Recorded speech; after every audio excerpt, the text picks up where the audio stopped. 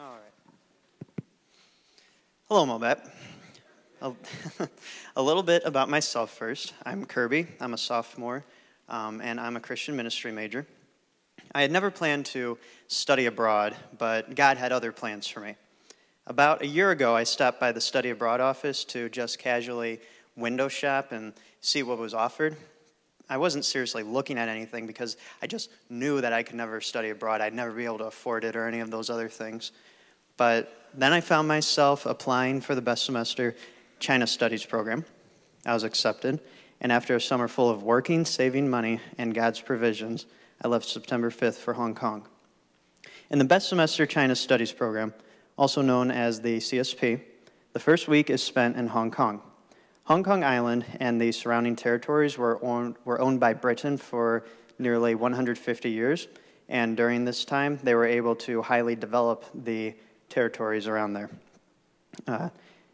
Hong Kong continues to thrive today, as even under communist China, they let it stay very capitalist, so it is able to continue to be a great center of commerce. Not only is the city highly developed, but it also uses more English than anywhere else in China, again due to the British possession. Because of these factors, it is an excellent midpoint between American culture and Chinese culture. So, in other words, the reason we spent the 1 week there is to kind of ease into Chinese culture. One of the first things that our group learned in China is that their food is almost nothing like our food. More importantly, if you don't know how to use chopsticks, you really are not going to be eating much of anything. Forks are non-existent over there.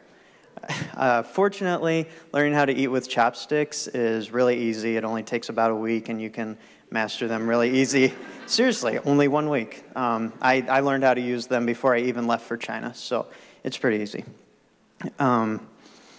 These pictures highlight that rice is absolutely everywhere in southern China, which is where we stayed for most of the time. If you went to northern China, then you'd find mostly noodles. Their diet also has a lot more vegetables than the American diet. And after having eaten plenty of both, I can say without any doubt that Chinese vegetables taste much better than the way we cook our own. Seafood was also very common since we were on the coast most of the time. That said, if you didn't want to eat Chinese, you could still find American food just about everywhere. And this will be a picture of, that's a Chinese Subway. Yeah, they have all the fast food chains over there. Well, most of them anyway. If you don't want Subway, they've got McDonald's, they've got Kentucky Fried Chicken, they've got Pizza Hut. Really, you can find any food you want to eat over there. But enough about the food. After our 1 week in Hong Kong, we flew to Xiamen University in Fujian Province. This picture is just one section of the absolutely massive campus. And yet, despite the sheer size of the campus, it was still crowded beyond anything we experience in America, and definitely at MOBAP. As this bike parking lot shows, you really don't see car parking lots that much, and you never see a drive-through. It's way too crowded for cars. It's almost too crowded even for all those bikes. And this is probably the second thing that our group learned about China. Absolutely everything in China is defined by the size of the nation and the size of the population. If you don't like crowds, well, you're going to have to learn how to change. And then, let's see here. Anyway, Xiamen University is where we spent our first month of classes. And then, let's see here. These next few pictures this is all just pictures of the Xiamen University campus. It's so beautiful that it's actually a national tourist attraction, believe it or not. These pictures are some pictures of our dorm rooms. This one is a picture of our Wednesday night Bible study. The next one is a picture of Tim and Caitlin playing Chinese chess, and the third and fourth pictures are just other pictures of our dorm rooms, but that gives you a general idea of how big the dorm rooms are. Everyone lives in a two-man or four-man suite with two different rooms, so you all get to room together in what's pretty spacious, at least by the standards that the rest of the Chinese students get to live in. And then to illustrate the size of the campus, I've got a few pictures that we took. This is after we had spent hours one day just hiking, and we got to the top of a little hill, and we took these pictures. And after hours of hiking, we had not left the campus even once. I'd be surprised if we even saw a quarter of the campus during our whole time hiking. That's how massive this campus is, and really that's just a microcosm of how massive absolutely everything is in China. Everything you see here is the Xiamen University campus except the stuff on the far right, which is part of the city, and then the stuff across the water, which of course is not part of the campus. I keep talking about we and us because absolutely everything in the CSP is done as a group. You start out as an individual in a group of 15 random Americans, but since you go to all the same classes together, you room together, you worship Christ together, and you speak English together, you quickly become a second family. Again, the first month is spent in Xiamen University, spent in an intensive front-loaded course. In just 1 month, you complete anywhere from 9 to 10 credit hours of work. The subjects are Chinese 1, intercultural communication, and contemporary society. Contemporary society being a class that teaches you about various societal issues that are happening in China right now, and then they place a special emphasis on Sino-US relations, that is Chinese-American relations. You may also take a 1 credit hour course in Taiji, if you wish, which is essentially martial arts combined with dancing. The second month, second month was spent on what we call the Trek. After kicking it off with a 3-day service project in rural China, we spend the month doing a 3 credit hour history module. But more importantly, we actually visit just about all the sites that we actually learn about. So some of the cities we visited include Xi'an, which is the ancient capital of China, Beijing, the current capital of China, Shanghai, one of the biggest cities in China. And then actual sites we visited include the Forbidden City, the Summer Palace, the Terracotta Warriors, Tiananmen Square, and of course the Great Wall. Because we only had a single 3-hour class, we all had a lot more time and freedom to do just about anything we wanted to the whole time we were traveling China. I say just about anything, you still have to operate within the CSP rules of conduct, of course. After this second month, everyone returns to Xiamen University to spend the third month in one of 2 ways. You have 2 options when you sign up for the CSP. You can take either the China Studies concentration or the business concentration.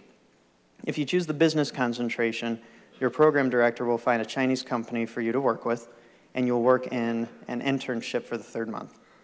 You'll still live at Xiamen University and use the dorms to live in and out of and all of that, but every morning and evening you'll take the public transportation to get to and from wherever your work site is. If you instead choose the China Studies concentration, you take either Chinese 2 or Dimensions of Culture or both. Let's see. I was in the Studies concentration, so I don't know too much about how the business concentration works. I was only able to observe my classmates, and what I saw from them is that essentially they'd wake up at some absurdly early hour of the morning and then get back really late because the Chinese workday is much, much longer than ours is. And of course you have to play by their rules, so that's why they get back and forth at such times. In the Studies concentration, I felt that it was simultaneously easier and harder than the first month we had there. It was easier because we only had 6 credit hours, which compared to the 10 of the first month, it felt like a cakewalk. But at the same time, Chinese 2 was significantly harder than Chinese 1. So kind of easier, kind of harder. Either way, we definitely had a lot more free time on our hands, so the people who were in the China Studies concentration were able to explore Xiamen in a way that we absolutely were not able to during the crazy first month. And at the end of this month, the semester was over and we all went home to our respective homes in America. One myth about China which I want to take a moment to debunk, is that religion is not hopelessly and absolutely persecuted and oppressed anymore. Let's see here. These pictures are pictures of a church that we visited in Hong Kong. It was a completely normal church. It wasn't an underground church. It wasn't anything we had to hide from the government. In fact, not only did the government know, but it approved the church and gave it a church license. We visited many other churches like this one that is completely normal, completely biblical churches. The Chinese government has changed its position on religion an absolute ton since the days when Mao Zedong was still alive. Today there are 5 legal religions in China, and those are Buddhism, Taoism, Islam, Protestantism, and Catholicism. And note, it's the Chinese government that makes the distinction between Catholics and Protestants. They only require that churches register with the state and that foreign influence is kept to a minimum. They have what's called the Three Self Church because it is self-funded, it is self-growing, and it is self-led. They don't want any foreigners to share their faith, lead a church, or fund a Chinese church. So we usually went to international churches, which is where the services were, of course, in English instead of Chinese. Sadly, Chinese citizens were not allowed to worship with us in the international churches, and again, this is because the Chinese government forbids any foreigners from leading any Chinese in anything religious. They don't care if the Chinese lead us foreigners religiously, but they won't have it the other way around. It's absolutely still true that the church is persecuted in China, don't get me wrong. They're still persecuted all the time, for example, in the countryside where the local rulers are not watched as carefully as Beijing would watch the cities. And so the local rulers are pretty much able to do whatever they want. If they've got a chip on their shoulder against Christians or Muslims or whatever, they get to persecute them all they want. However, China has much more religious freedom today than it did even 30 years ago. In conclusion, my best semester experience has changed my life. Before going to China, my view of the world was essentially limited to America and Europe, as it is for most people who are born in the U.S. But after spending 3.5 months in China, my perceptions of the world have been expanded in ways I absolutely would have never gotten if I would have stayed home. I'm now pursuing certification in teaching English as a second language in addition to my Christian ministry major, with the hope that in a few years I'll be able to go back to China and teach English there. In short, China has changed who I am. And if any of you get the opportunity to study abroad, I strongly urge that you will take the initiative and do so.